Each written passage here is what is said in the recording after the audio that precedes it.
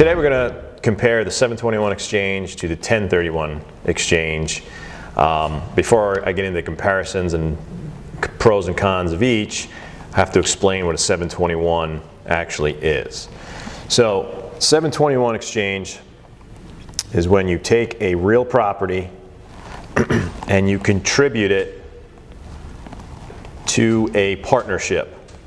That partnership could be a REIT, could be an LLC, could be a single asset, could be multiple assets. But in exchange for the equity in that property, the owner receives units or op units. Okay? During that exchange, capital gains is deferred.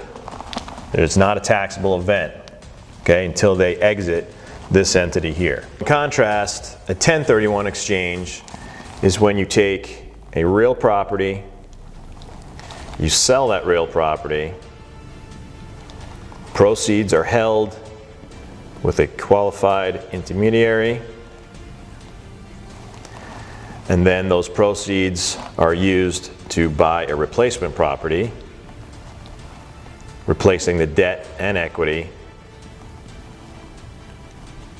And during that exchange, the capital gains are also deferred.